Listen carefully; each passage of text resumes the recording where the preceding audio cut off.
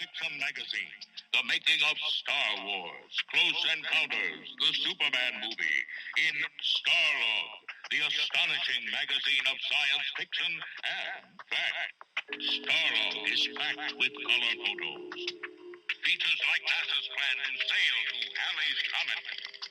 News about the Space Shuttle Enterprise. Isaac Asimov on Flight Faster Than Light. Star Trek, Space 1999. All your favorite movies and TV shows. Plus an inside look at Star Trek 2 and Buck Rogers. Articles and interviews with the top names in science fiction. New products, new books, new records, new ideas. Those crazy conventions. Everything a logical mind could want. All in STARLOG, the magazine of the future. I never really cared about going to the mall with my mom and my grandmother. Jumping into our old Renault Alliance and driving over the Walt Whitman Bridge to the Deptford Mall, I actually looked forward to it. And why? Not because I wanted to go clothes shopping, but because that meant I would get to go to B. Dalton Bookseller or Walden Books. It was one of those. I can never remember which one it was. But while my Nana and my mom shopped for clothes or whatever else they were shopping for in the 80s, I was in a corner somewhere looking at books, looking at comic books, and looking at magazines. I don't know anyone else who wanted to go to the mall when they were 10 years old, unless they wanted to go to the arcade. But for me, it was manna from heaven.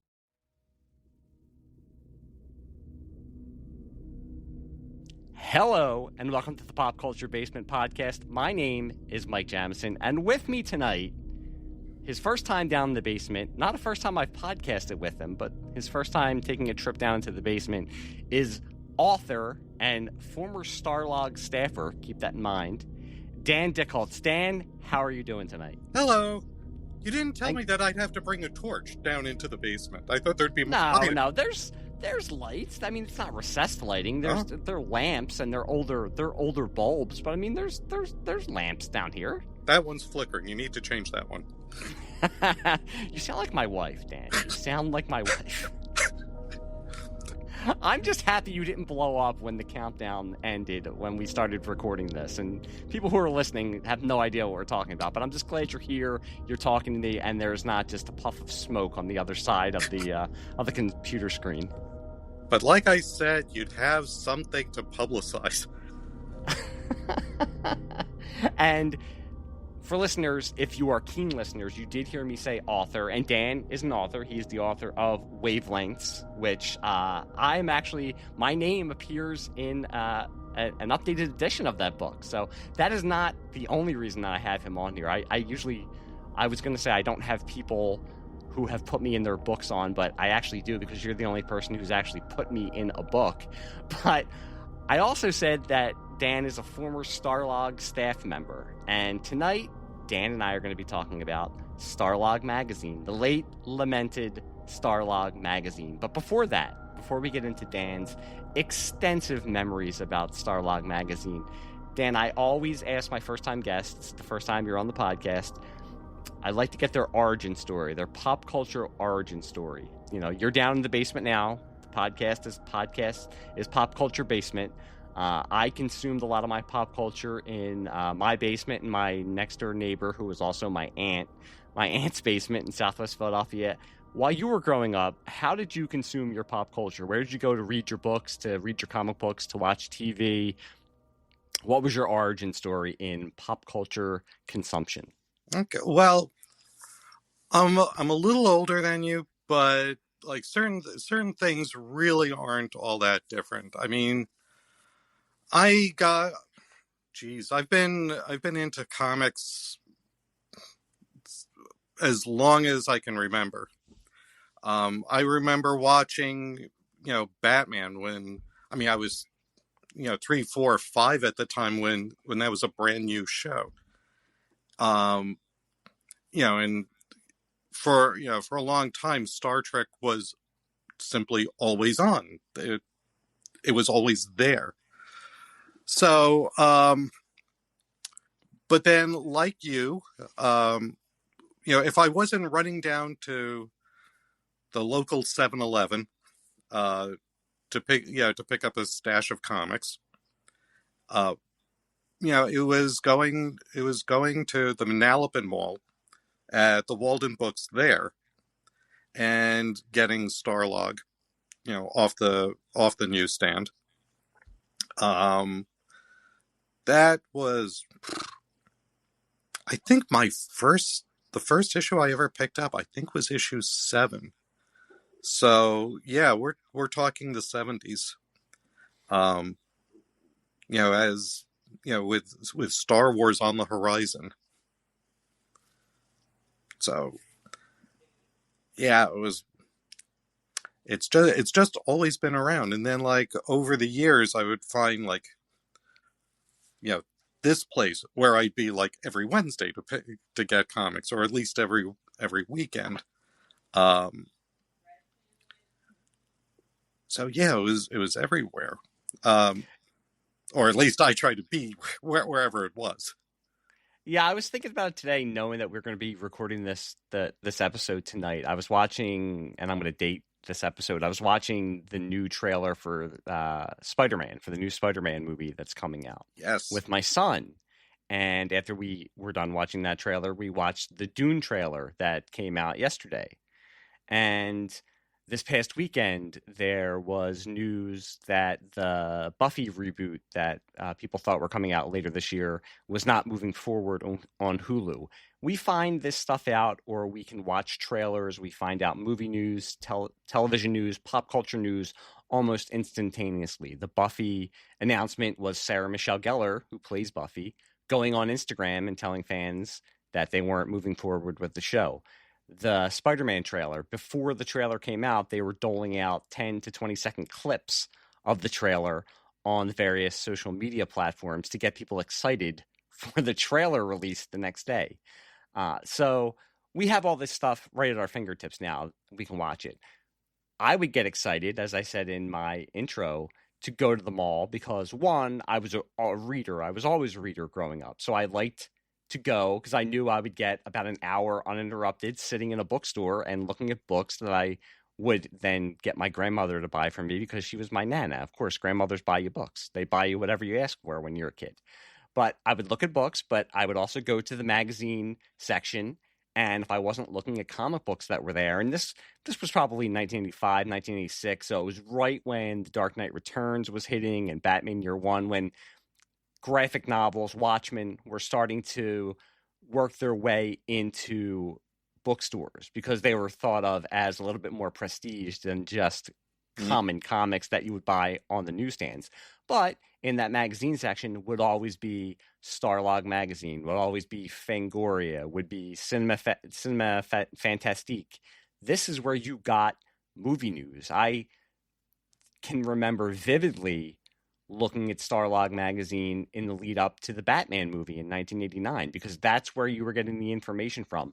There was, of course, no internet that I could click onto to watch the Batman trailer, but every time I was in the mall, I would be in the bookstore looking at Starlog Magazine to see what kind of updates they had on the Batman movie, on the Indiana Jones movie that was coming out in 1989, on the various unmade Marvel movies that were always circulating in the late 80s, early 90s. So for not only people of our vintage, but people who are also like us, meaning big nerds, then and now, this is what we looked forward to, and this is what we lived on to get our fix because that was all we had.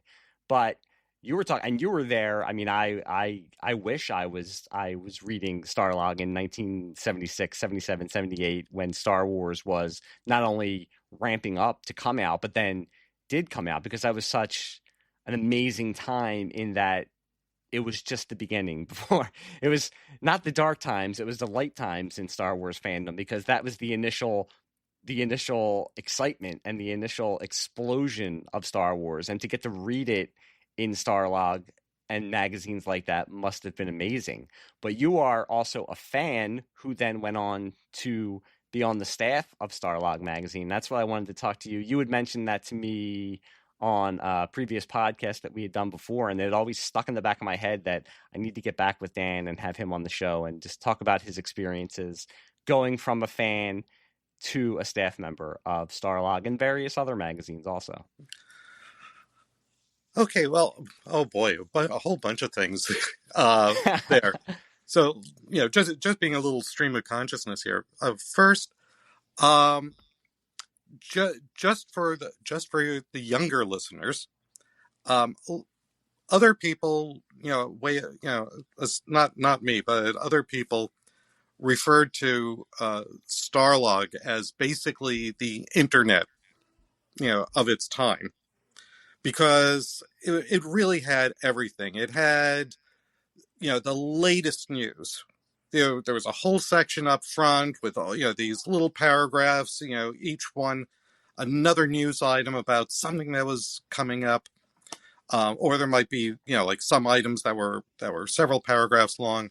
You'd get behind the scenes of, some movie or TV series that was going on, about to come out. Interviews with the stars, interviews with writers, interviews with directors. And there was also, there was also the letters pages and a section of the magazine called Fan Network, which really helped connect, all the fans of, whatever we happen to be covering. That, and in Fan Network, people were showing off that they were working on like some of the earliest fan films. It would tell people where conventions were going to be happening. If, fans were getting together and doing some charity work, we'd run articles about that too. So it was a whole, communal, kind of thing. I mean, yes, now you can get on, Facebook, join a bunch of different groups and get all that instantly. But back then it was a once a month deal. That STARLOG was providing. Would you like my secret origin for getting into STARLOG? Yeah, I definitely want you. I mean, Okay. if you could tell me without then having to kill me after. But yes, I would. I would like your secret origin. Okay, so it doesn't involve radioactive spiders or your parents being gunned down in an alleyway, does it? No. Okay, good. It's a lot more prosaic than that. Sorry. Okay. No, the spring of 1985. I had graduated from college. I knew I wanted to do something in publishing, but I didn't have a clear plan. So kids, if you're listening, get yourself an internship. I didn't have a clear plan, as to what I was going to be doing.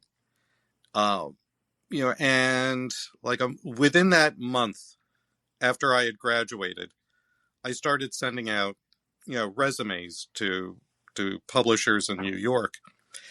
And, since people said, oh, well, you ought to try to work at something that you'd love. So I figured, okay, I pick up STARLOG all the time. What the hell? I'm sending out all these other resumes. I'll send one to them as well. And I had some clips. I had these reviews of, various science fiction movies and other movies from the college newspaper. I included that and just sent it off. I didn't think anything else of it. Well, about a week or two later, I get a phone call from the assistant publisher who wants me to come in for an interview. Sure, this sounds great. I put on a suit, I show up. He's there, a gentleman by the name of Milburn Smith, is no longer with us now, but, he, very tall guy, with a penchant for the theater. And, David McDonald, who was the editor of STARLOG. And the first question they asked was, "So where did you see our ad?" And I just kind of looked blankly at them and I said, "What ad?" And they were taken aback, and they said, Didn't you see the ad we were running for the position?" I said, "No, I just like reading the magazine." And then they started going back through my resume and the clips again. We spoke for a while, and I figured, okay, I've done whatever seemed sensible to do. Got on the bus, got home. I was telling somebody about the experience, and I was just hanging up the phone when it rang again, and they offered me the job. It was an editorial assistant position. Somebody was offering me a job. I took it, immediately, and I went from there. I was doing, when you work there, unless you were the editors of the magazine, you tended to do a lot of different things. So, I was starting off working for STARLOG magazine, but I was also working on like some teen magazines, Teen Idols Mania, and TS, the poster magazine of Teen Stars, for anybody who remembers those. And they, and I was sitting because we had some cramped space in those, for me, early days. I was actually sitting in the Fangoria office. So I was also proofreading their stuff. And, it kind of kept going from there. I even briefly worked on the wrestling magazines that we used to do. Didn't know the first thing about it, and I kind of moved out of there, fairly quickly. And over time, I was just moved more and more into everything that was being done out of the STARLOG office, which was STARLOG Magazine. There was STARLOG Yearbook. There were various tie-in magazines that we would do. We revived Comic Scene. Comic Scene had been around in an earlier form, earlier in the 80s. And, we had been begging the publisher to let us do it again. And when we actually had the license for Superman 4, The Quest for Peace, of all things. But the editor was smart enough to say, we have the license. We want to milk this as much as possible. How about a one-shot of Comic Scene? And we'll put it on the cover of that, too. And we also had Wolverine on there. And it started off as a one-shot that just kept on getting bigger and bigger and bigger. And I kept wondering, don't we have a page limit to this? It just kept expanding. And then before you knew it, that became a quarterly. Then before we even finished like a full year of it, it became a bi-monthly. And then it had a spin-off, Comic Scene Spectacular. So it was busy. I mean, at one point, there was one summer where it was like 9 issues of various titles that we all kind of rammed through in the space of a month or two. It could get crazy at times. This was back in the days before we had cut and paste. When we said cut and paste back then, we literally cut and paste, or at least our art department did.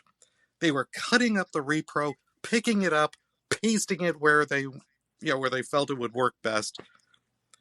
We were proofreading those articles any number of times just to make sure everything still worked. I was going to say, I'm trying to put a date stamp on this because, as you're saying, and this is the height of magazines, and like we said, this is before the internet. This is the way that we got our information. This is the way that Starlog and magazines like that were speaking directly to the fans. So to get a timestamp on it, when did you start? Do you know which year? What year was it that you started? I started in 1985. I was on staff from 1985 to 1991. And I came back as a freelancer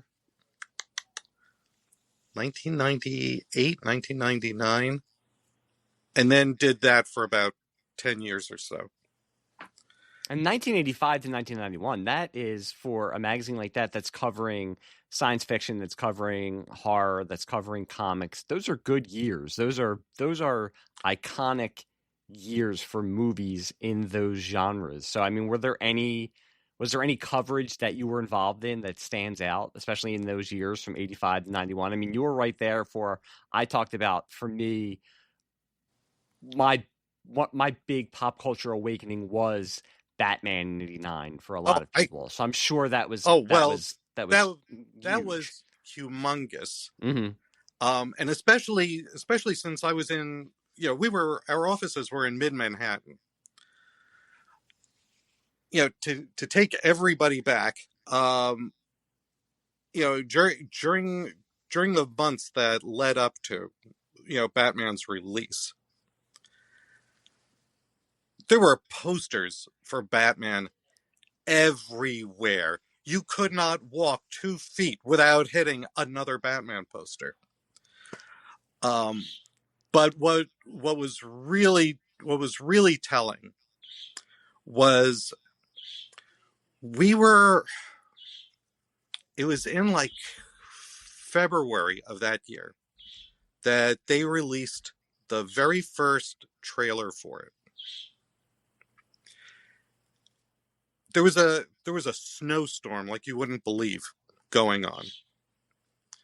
But when that trailer came out in movie theaters in New York, people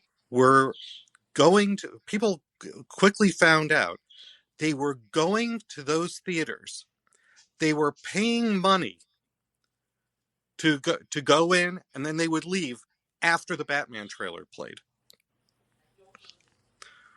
We got a phone call from Peter David, the late great comics writer. He called us up and told us we had to get down to such and such a theater just to see the trailer on the big screen. That's how big and insane it was. I mean, the whole idea that people were actually in the middle of a snowstorm going in, paying full price, seeing the trailer, walk out, and then they would do it again. They would pay to go back in and see the trailer again. A few days later, there was a comic convention that in the city that I went to. There was already somebody who had a bootleg videotape of that teaser trailer. That's it. Just the teaser trailer on the tape, which he was selling for the then, unheard of price of $20. And it's like, I stood there, and that was actually my first experience watching the trailer on his little monitor, because he had it on a constant loop, but everybody was crowded in around it. And I was thinking, and people were plunking down the money. And it's like, you're paying, that's $10 a minute that you're paying for. If you wait till the end of the year, you'll be able to take that same amount of money and get the videotape of the entire movie. But that was the mania for it. I mean, there were plenty of big movies, but there was a mania for Batman. Just being there. And then after the movie came out, because there was like several months where Batman was just the biggest thing on the planet. we got all kinds of letters. Because again, like you said, there's no internet, for people to go and complain. And we got a letter from somebody who was outraged. By the way, if you think that fans getting outraged over trivial things is a new phenomenon, no, it's not. We got a letter from somebody who was outraged that Vicky Vale was played by Kim Basinger with her natural blonde hair. That everybody knows that Vicky Vale is a redhead. How dare they do this? And after I was shown this letter, I looked at the at my colleague, and I said, I wouldn't be surprised if we got a letter complaining that the costume was all black instead of gray and blue. Guess what came in the very next day's mail? So wait, you're telling me that before the internet there were annoying fans of comic book movies? Pshaw, I say. Pshaw. I was there. I can But tell you, it happened. To relate back to what you're saying about everyone crowding around and watching the trailer and the excitement that was obviously being felt by everyone, it's the same experience of reading through those magazines and seeing just some of the pictures that would get doled out that were either production stills or behind the scenes. Because again, as you just brought up, we did not have the internet, and we also didn't have websites that are getting behind the scene photos, and we're not having studios that are dropping costume reveals or behind the scene photos of characters. So to stand there and read these magazines and to see just those little bits and pieces and crumbs that were doled out to us, it's a different experience, but it has just evolved over the years, and unfortunately so has the fans complaining has evolved over the years. When we were getting those photos, I mean, one, we would pore over them ourselves because everybody there was a fan, whether it was the science fiction, the comics, the horror movies. And, the editors really built up a rapport with the publicists.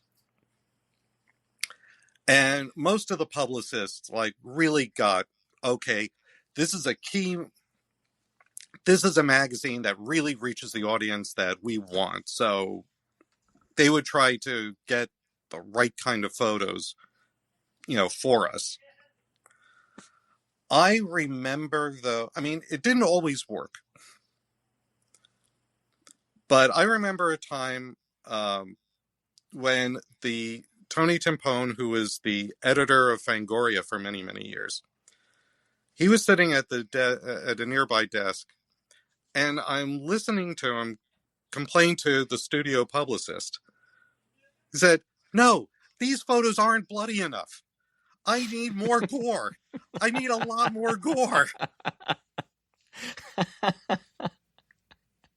So, yeah, but that was what his magazine needed, because that was the heyday of the slasher movies. That's when you were getting Friday the 13th movies and all the Nightmare on Elm Street movies and Texas Chainsaw Massacre and all the other ones. It was a heyday for that. Which actually kind of led into some interesting, amongst ourselves. Again, because we were all fans of this stuff. We would have our own little debates. We would have our own little fan castings. Nobody came to blows over anything. But, and we were also on these mailing lists for the movie studios. So we were seeing all these movies week after week, sometimes a few days to a few months before the public would. And there was a Friday the 13th movie. I think it was like the fourth one. And Tony was shocked that I hadn't seen any of them. And he said, "Really? You haven't seen any of them?" And I said, "Tony, let me ask you this. In the first one, does Jason kill people?" He said, "Yeah." In the second one, does Jason kill people? "Yeah." In the third one, does Jason kill people? "Yeah." I said, "Tony, why do I need to see them? I know the plots to all of them." This is no offense to any Friday the 13th fans out there.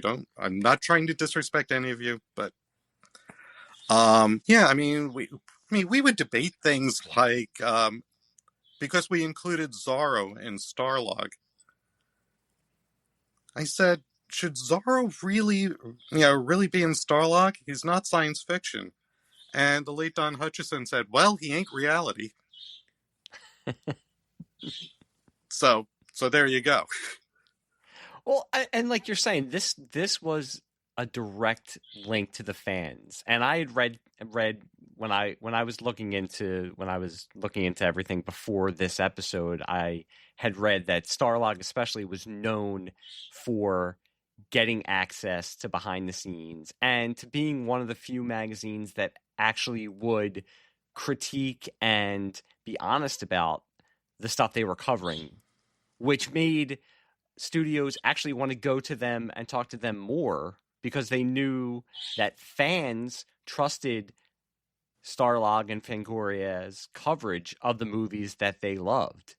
And I had mentioned Cinema Fantastique, that was also another magazine that was always seen as a little bit more of the higher brow kind of this is film and we're talking about film, whereas Starlog and Fangoria were right there down and dirty in the trenches with the fans. Mm-hmm.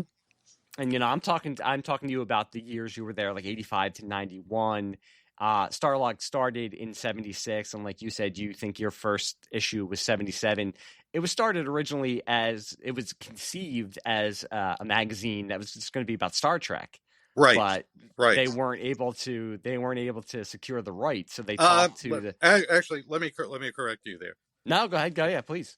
They didn't want to pay for the license. Oh, okay. And Norman Jacobs and Kerry O'Quinn realized that if they put other stuff in the magazine, then it's not exclusively a Star Trek magazine. Mm-hmm. They could have Star Trek in there, but it wasn't a Star Trek publication. And therefore, no license was needed. And we're talking about 76 when Star Trek was very much in cult status, but it wasn't even what it is now. And yeah, at that time, what had happened was it did what it did when it was airing originally. But once it went into syndication, more people were able to watch it because it was on at more convenient times. And sometimes whole families would watch it, at dinner time. So it was building up its audience more and more every year that it was on syndication. And bit by bit, people realized, hey, we can start cashing in on this. And then you started seeing all these tie-in books. And then you start getting more and more novels. And that's why Gene Roddenberry, finally agreed to do an animated show, even as he was hoping to bring back Star Trek itself as a live-action series or a movie. And in the meantime, in the early 70s, early to mid 70s, he was working on a whole bunch of different things. Because a lot of people kept coming up to him and saying, well, we'd like something like Star Trek, but not Star Trek. So he was developing all these different pilots, trying to bring Star Trek trying to bring something Star Trek-esque, to television. So yeah, there are all kinds of little interesting, quirky things that were going on in the 70s. Because if you weren't trying to cash in on the Star Trek model, you were trying to cash in on the Planet of the Apes model. Mm-hmm. Because those were, the originals were big movies, and they stayed big when they started airing on television. First, as a weekend movie, and then it was on something called the 4:30 movie, which our younger, your younger listeners are not going to have any idea. The 4:30 movie was a show that ran Monday through Friday, where they put on movies. If it was a longer movie, they would split it up over Monday and Tuesday. And they would have theme weeks, like Planet of the Apes week or Godzilla week. Anyway, so it was a much... Oh, and of course, Logan's Run. So it's endlessly fascinating, the early to mid 70s, that pre-Star Wars time where it was quirkier. I think you just said, talking about the 4:30 movie with younger listeners, because I'm sure there's so many younger listeners listening to two old farts talking about talking about magazines that aren't published anymore. But or wondering kids, what a magazine is. Yes, but kids, there were properties before Star Wars, and there were popular properties before Star Wars, and it's just fascinating to think that, as you mentioned, Planet of the Apes, which was a marketing juggernaut also. I mean, there was a cartoon, there were comic books, there were action figures, there was a live action television show. Star Trek, like you just said, even though it's not what it is now, but still, even when it was off the air, it started to build up steam again because of the books and novelizations that you just mentioned, the cartoon. I'm sure they had play sets and action figures, and they did.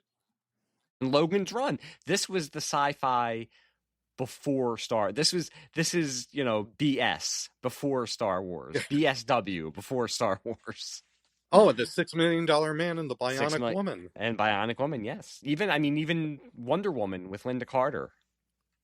And there were some shows that really didn't last, but took on a cult life.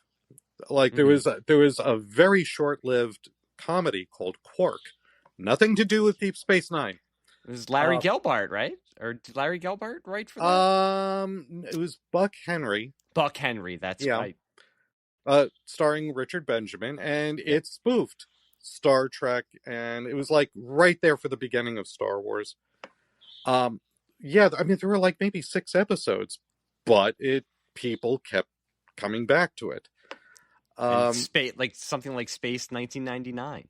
Yeah, Space 1999, which holds up pretty well. UFO, which was on for just 1 season, because the money guy said, okay, we did a season of that, let's do a season of something else. Okay.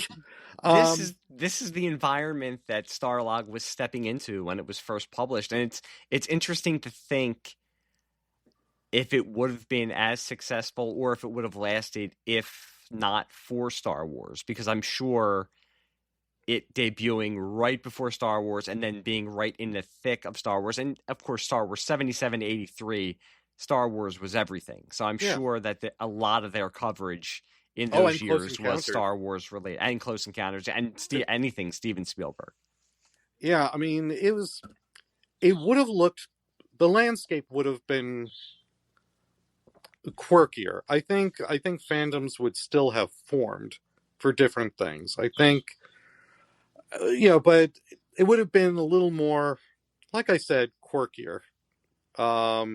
You wouldn't necessarily think, oh, it's a science fiction movie. Where are the pew pew guns? You would have, more. I think you would have had more variety to some of the films and TV shows. But it certainly would always have been interesting. Now, during those years, were you going to STARLOG to get updates on Star Wars and Star. I mean, Oh yeah.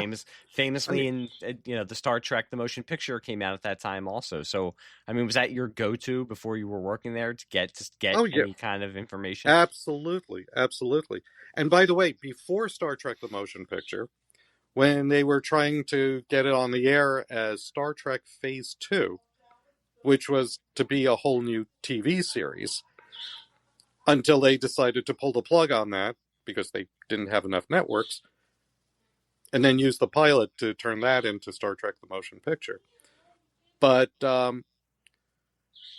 yeah, so I mean, along the way, you would find out about all these different projects then where nothing came of them. Sounded fascinating, but for whatever reason, nothing happened. I once proposed that we do like a special reprint issue just of the articles covering the things that were announced but didn't happen.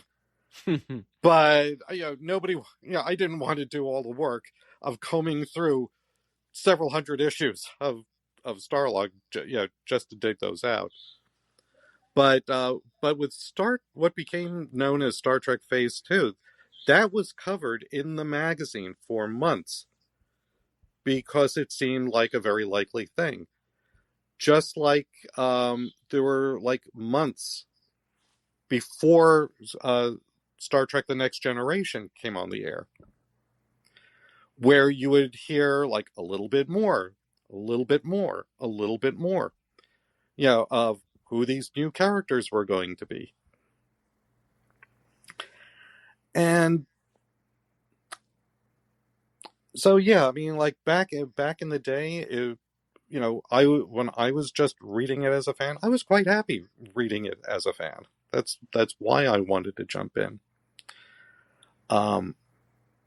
One thing, since we keep talking, in relation to fans, I do want to point to, there was a fan film. Now, fan films were quite a different thing, in the late 80s. You didn't have as many of them because you didn't necessarily have, the equipment to do them, quite so widely available. Certainly not to do on any kind of budget. And once you did it, what was going to happen with it? Because you'd pretty much, back then, you'd only be able to show them at conventions. And if you weren't at that convention, you probably never saw that film. Unlike today, where you have YouTube and, you just slap it up there and, and can enjoy it.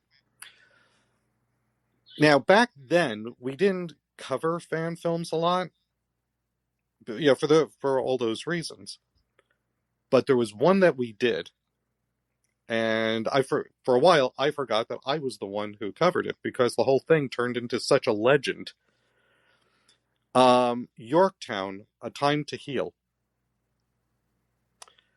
What caught our attention about it was the fact that there were some known actors in it. This is a little more commonplace today, where you can have, professional actors appearing in somebody's fan film. But this one had one actor who had been in in a number of movies, including Tora Tora Tora. That was a 1970s movie about Pearl Harbor. But it had George Takei. And the idea was, at least originally, that this took place between the end of the original series and the beginning of Star Trek the Motion Picture. And Sulu becomes involved with this particular Starfleet mission, trying to get back I'm doing a horrible job explaining it, but trying to get back a probe before terrorists can exploit it. And so I talked to the guys involved. The guy involved was Stan Wu. Hi, Stan. I'm still in touch with him. And, we covered it, and time passed. And the film wasn't completed.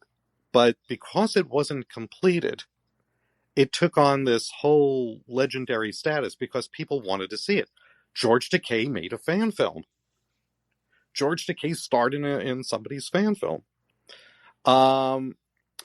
There was a guy who worked on a number of Star Trek shows who was the ship designer, for this. So, I mean, it had some pedigree. And it took decades. Stan eventually found the footage, lying in the back of a closet. It had been so long that he himself had lost track of where it wound up. Another guy, John Aiken, he got involved, and they finally completed it after like 35 years, 40 years. And, it's on YouTube now. I mean, there were things that they had to change. There were things that they could not go back and reshoot. But it became a big to-do. It was one of the inspirations for the fan film series, Star Trek New Voyages, who actually did manage to put people like Walter Koenig and George Takei as guests on their show. But yeah, I mean, it took decades, but they finally got it out. And once it premiered, I was sitting there watching it, and I'm sitting through the end credits. And all of a sudden, I see publicist Daniel DICKHOLTZ, and I'm going, what? What?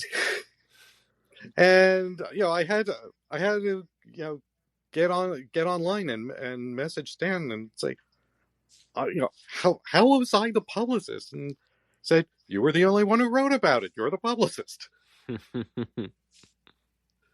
So yeah, I mean, even decades later, there's no escaping STARLOG. The long reach.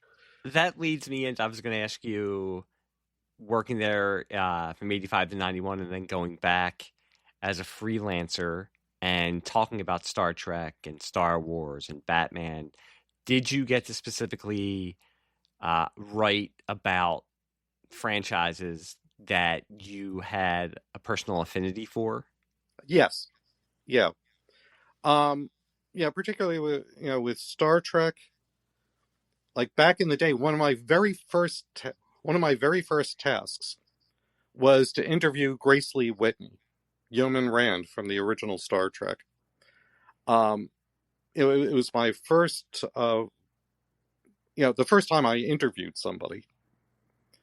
Dave McDonald called me into his office and said, she's going to be at this convention this weekend. Would you like to interview her? And I immediately said, sure. I'd only been working there like a month. I said, yeah, sure. How? And he just kind of pinched the bridge of his nose and he said, get a tape recorder, get a fresh tape, fresh batteries, and write down all your questions in advance. Go talk to her and ask those questions. And and that turned out to be one of those life-changing experiences. And I got to interview her again for a follow-up. Sometime later when Star Trek IV was coming out. But because that article, that initial article wasn't tied to any particular project outside of just being Star Trek, it kept on getting bounced back from issue to issue because suddenly space needed to be taken for this new movie, or this had, we had better art for this one. So it kind of kept on getting bumped back a year. I had articles that I wrote later appearing first. And then it appeared. And then, especially when I became a freelancer, when I was on staff, a lot of my stuff tended to lean more towards the comics, especially once we got comic scene going. And I had, I was able to assign myself things. They said, "Oh, you'll never get Alan Moore." I said, "Oh yeah, I got Alan Moore." Now you can't drop that. I have to hear an Alan Moore story. If you ever speak to Alan Moore, I noticed that he speaks. I mean, you heard what I just did. I just spoke and I said, he doesn't do that. He speaks in complete paragraphs, indented and everything. It's uncanny. After I transcribed the interview, I didn't have to do anything. I didn't have to clean this up. There was nothing misspoken. There was no going back and trying to think of a better way to say something. No, it was all perfect. Exactly the way he said it. We spoke about, at that time we were speaking about a number of things. Miracle Man, V for Vendetta, both of which I had before they came to American comics, I had already been reading them in a magazine called Warrior. And then at that particular moment, Watchmen had already, because Watchmen had just been published, and it was already they were already trying to make a movie out of it, and there were various failed attempts. Yes, and so which I think I read about in Comic Scene at the time. Yeah, and some of them we were shaking our heads at. It was like, really? I mean, I understand that Joel Silver does all these action movies and he's worked with Arnold Schwarzenegger, but that doesn't necessarily mean that Arnold Schwarzenegger should play Dr. Manhattan.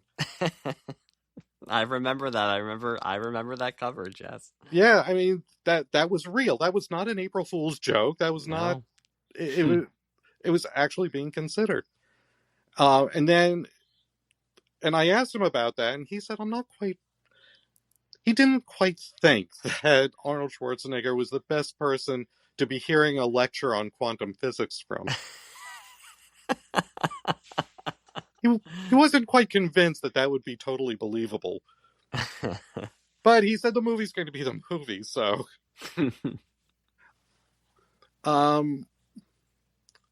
But yeah, I mean, so I did a lot of the comic stuff, whatever was striking my fancy. When I came back as a freelancer, I was able to do more interviews.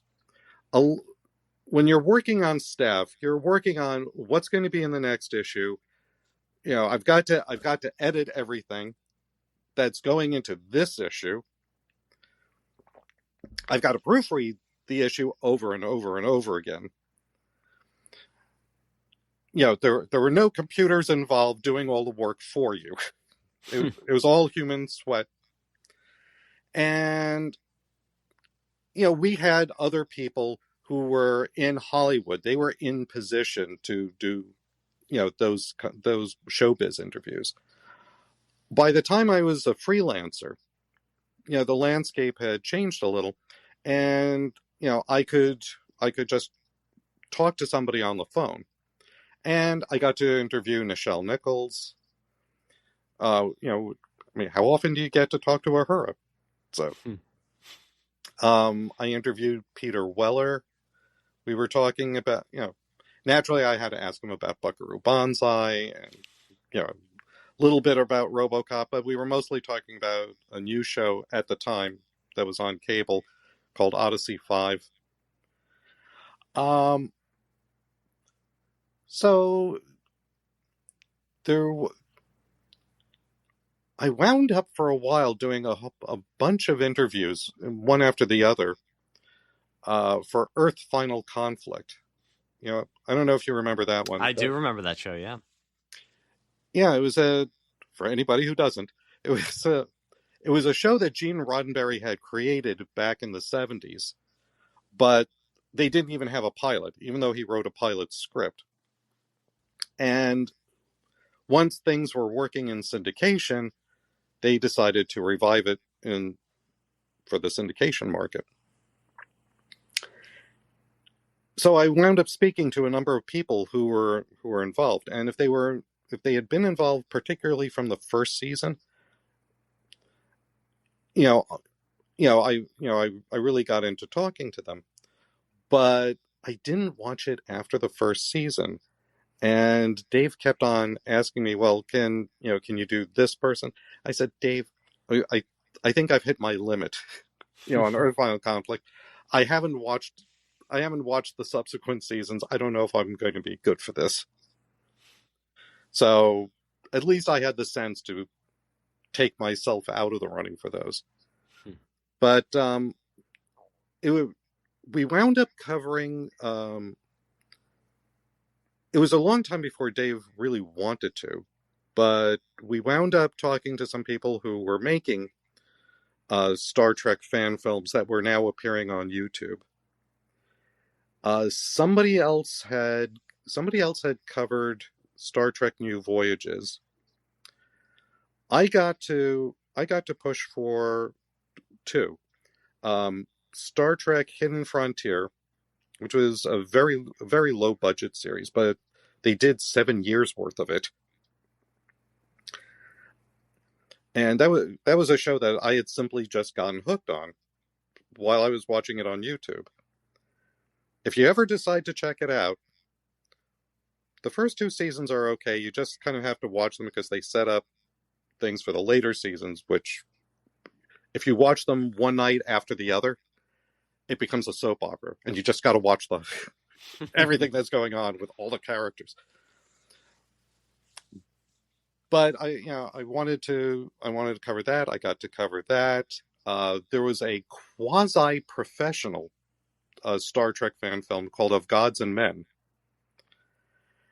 which involved Nichelle Nichols, Walter Koenig, Alan Ruck, and all these other people who had mostly supporting roles or guest roles on the various Star Trek shows, and they were all together in this one movie that Tim Russ, who played Tuvok, he directed, and a couple of guys from Deep Space Nine wrote. So it was pretty much a Star Trek film with everything but an official Paramount logo saying that it was a Star Trek film. But there were things that I got to play with. There were things where I was just handed the assignment, and you just run with it, see where it takes you. Were you there during the prequel era for Star Wars? No. Okay. No.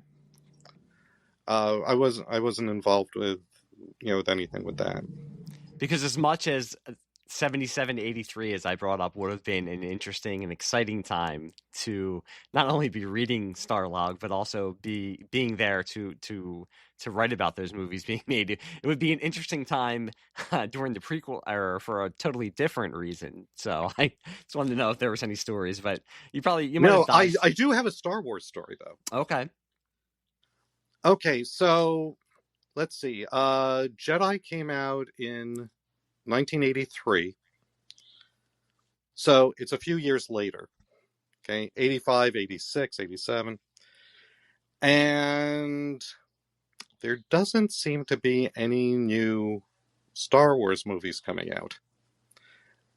George Lucas had said that he had this grand plan, for many movies. And then he kind of turned around and was thinking, well, those 3 pretty much said everything I wanted to say. People forget that, he had changed his mind. So, I mean, officially, Lucasfilm was not saying that. But that's kind of seemed to be the case. There was, if anybody was going to hear even a murmur that something was happening, it would have been us. And there wasn't anything happening. And one day, Dave comes into my office and he says, I want you to do a story. Is Star Wars fandom dead? And I kind of blanched at that and I said, you really think that's a good idea? You really want to go there? And he said, yeah, let's do it. And I'm thinking, okay, I mean, today we would call that, clickbaiting. But it's like, okay. So I made a few phone calls. Marvel was going to be canceling the Star Wars comic. Why? Because the comics weren't selling anymore. Was there anything happening on the toy front? No, not really. I mean, it was only recently that I found out that they were trying to develop things, but they didn't go anywhere. So, no comics, no toys, no movies. It had been years since we even got the Ewok adventure. So, and then I made a call to a representative from Lucasfilm,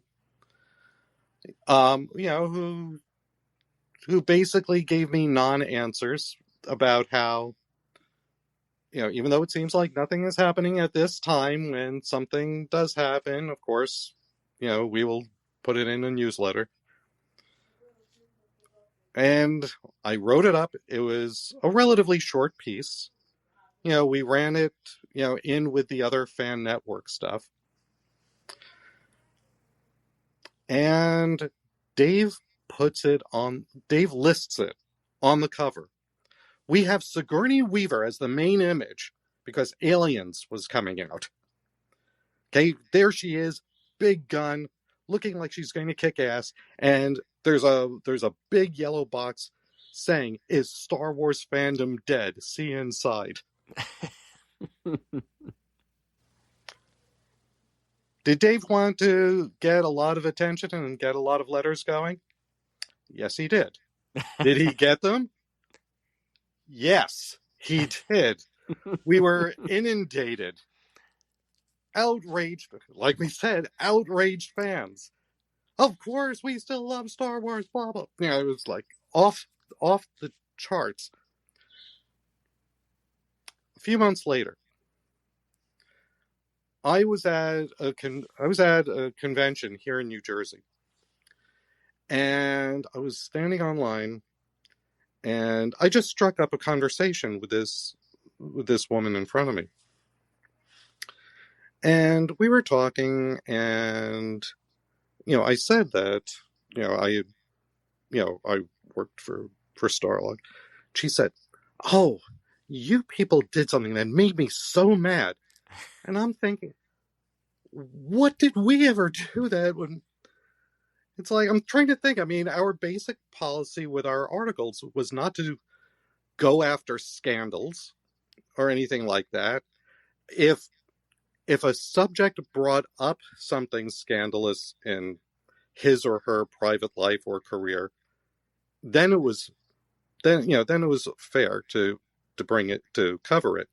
But we wouldn't start anything like that. We were there to cover the stuff that fans wanted to know about, which was the projects.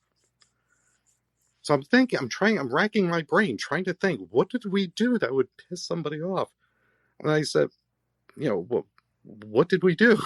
And she said, "Oh, you guys published, is Star Wars fandom dead?" And I was so angry at that. And, she's going on, and I said, I wrote that. And all of a sudden, she said, "I'm so sorry. I didn't mean it." I said, No. That was fine. That was the reaction the editor wanted. I got a date out of it. There you go. You're smooth, Dan. You're very, very, very smooth. Yes. So you got what you wanted out of it, and the editor got what he wanted out of it. There you go. It's perfect. It turned out to be just one date, but still. Hey.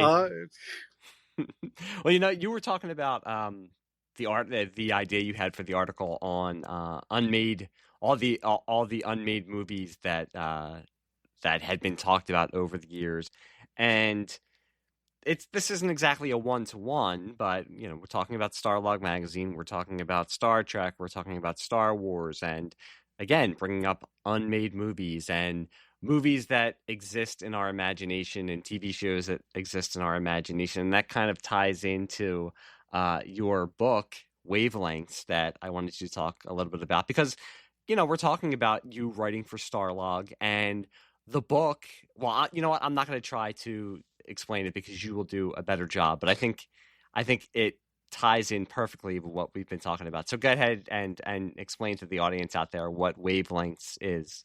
Okay. You don't have to have read STARLOG magazine, but if you do, you'll recognize the sorts of things. Basically, it's like, what if STARLOG was still around today, but in other universes?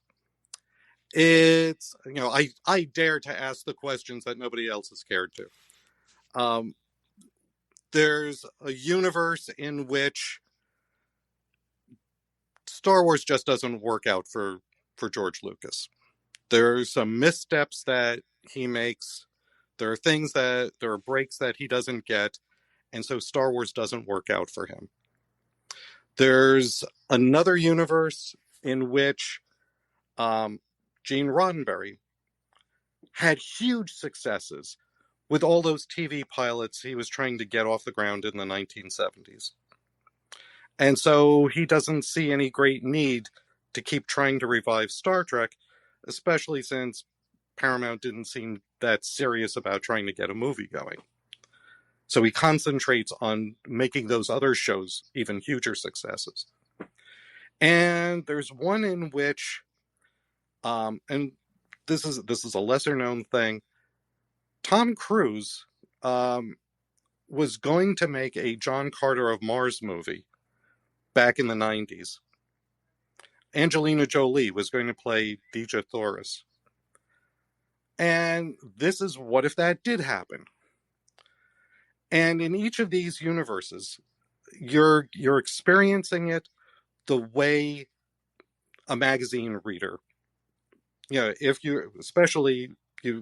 I said, if you read STARLOG, it's a STARLOG magazine from that universe. So you get, editorials, you'll get fan letters where they're arguing about things, you'll get news items, you'll get feature articles, as though, those things happened 30, 40, 50 years ago. And here's where we are today. And in each case, the world is a pretty different place.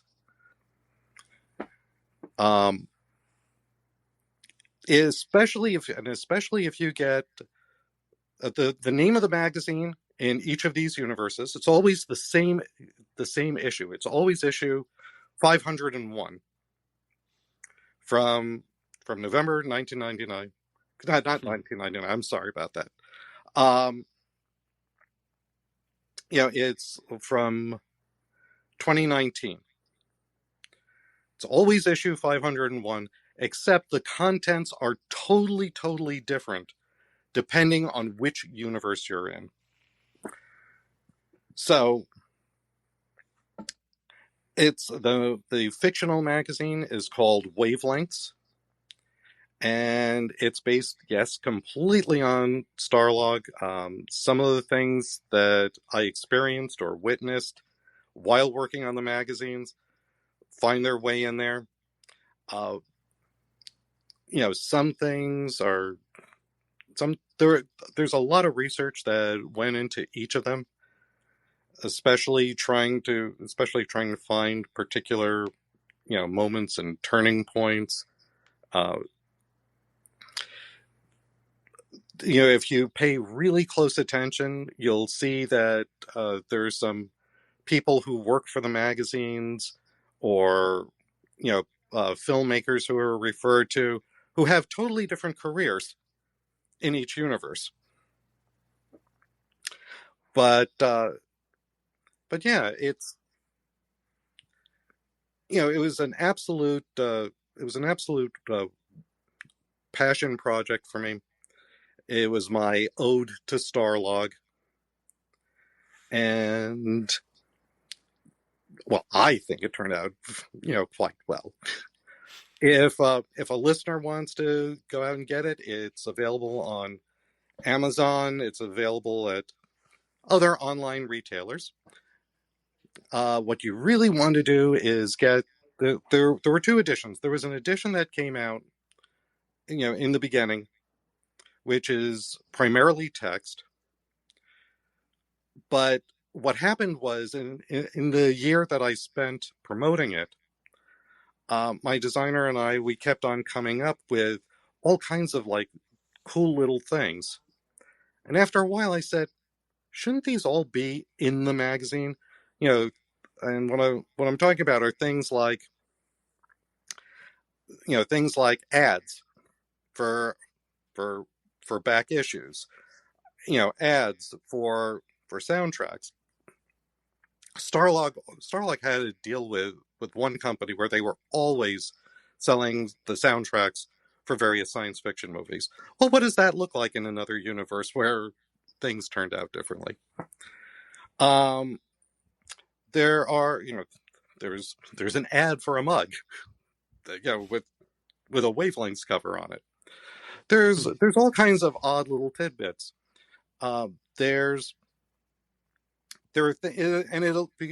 Those experiences allowed me to also kind of like expand each of the universes a little bit more and a little bit more. And I started like writing like little lore surrounding each of them. And that led to, okay, well, let's put these ought to be in the book. Where would they go? How would they function? And on top of that, let's bring in some more color imagery. This should be in color. This should be bigger. And there's also an additional article from a fourth universe that's in the back of the book after the bibliography. It's like a Marvel movie. It's that extra little bit on the end, which gives a turning point for the James Bond movies, where the producers look at the rush of spy movies and Bond mania, and they have a very different response to it, which gets pretty messed up. So if you're going to get it, you want to get Wavelengths covering sci-fi in every reality, the deluxe edition, because that's got all the good stuff in it. By me, Daniel DICKHOLTZ.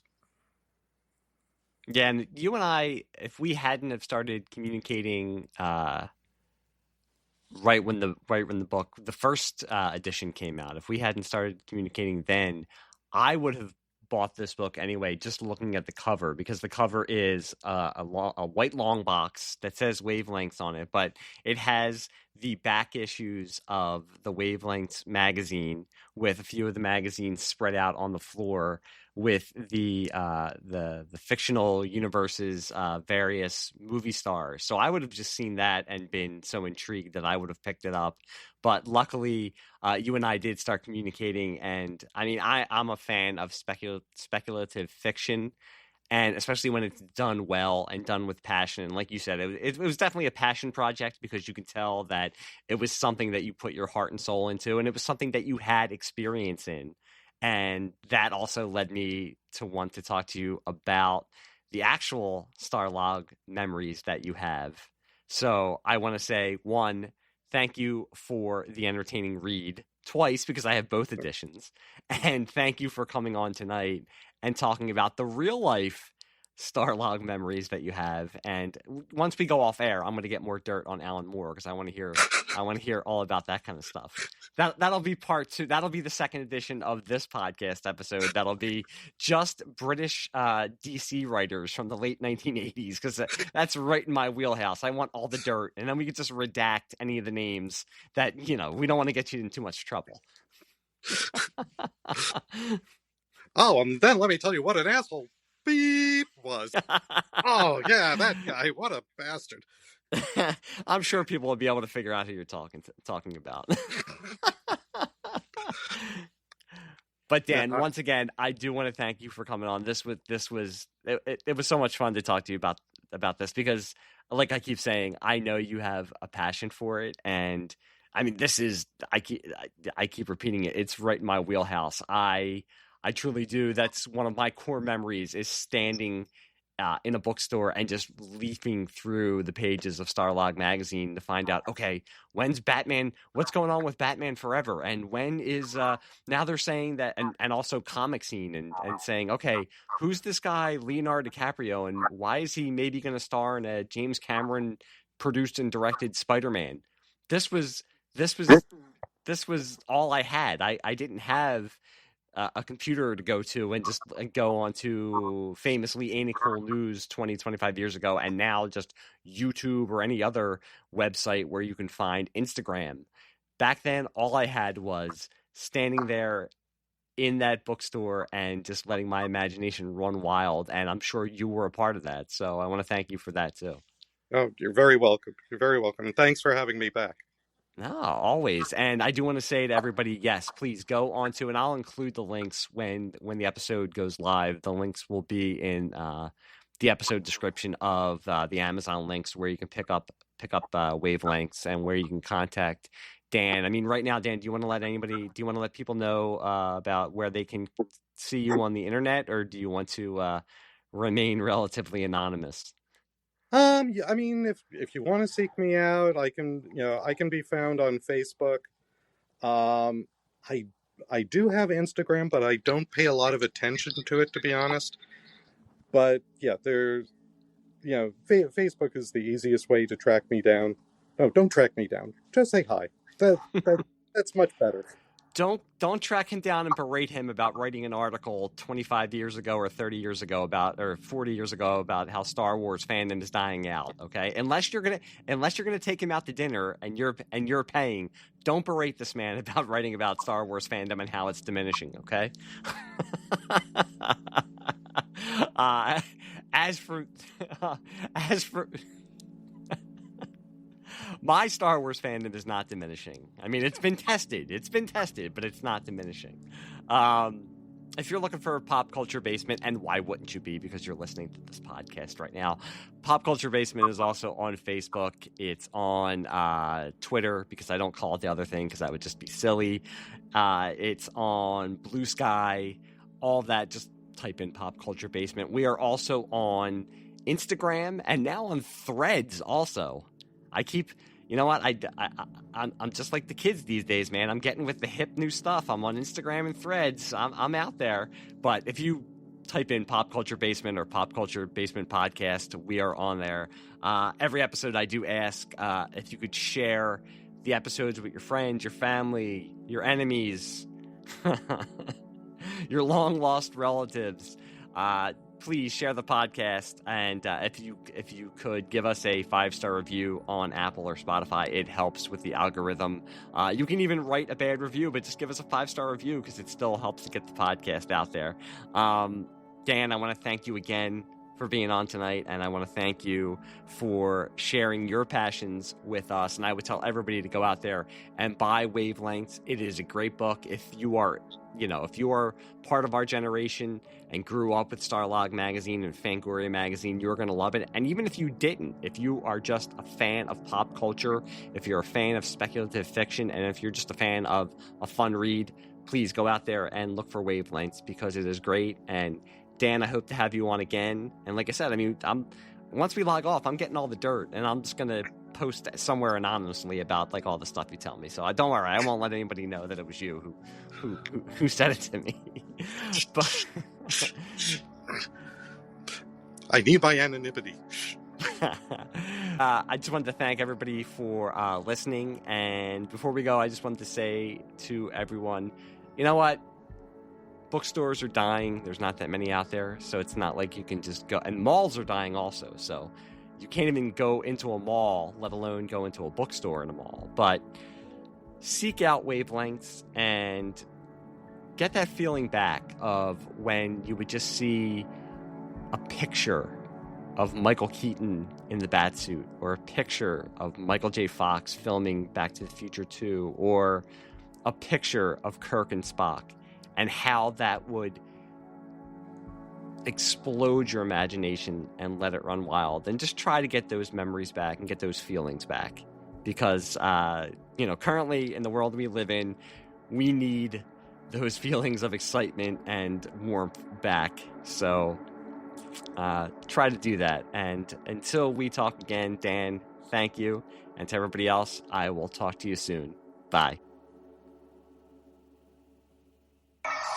STARLOG Magazine will take you on an incredible science fiction trip into the realm of Star Trek, the Wrath of Khan, into deep space and the Tron computer world, into the Star Wars galaxy for previews of Revenge of the Jedi. STARLOG Magazine shows you special effects secrets, blueprints and robots, spaceships and aliens, interviews with writers, movie makers, heroes, and villains. STARLOG is the most popular science fiction magazine in the solar system. You can buy it at magazine stands, but right now you can save money by subscribing for 6 fantastic issues. Send your name and address in just $11.99 to STARLOG, Box 2111, Grand Central Station, New York, New York. That's $11.99 to Box 2111. And if you subscribe right now, you'll get a free surprise gift with your first issue.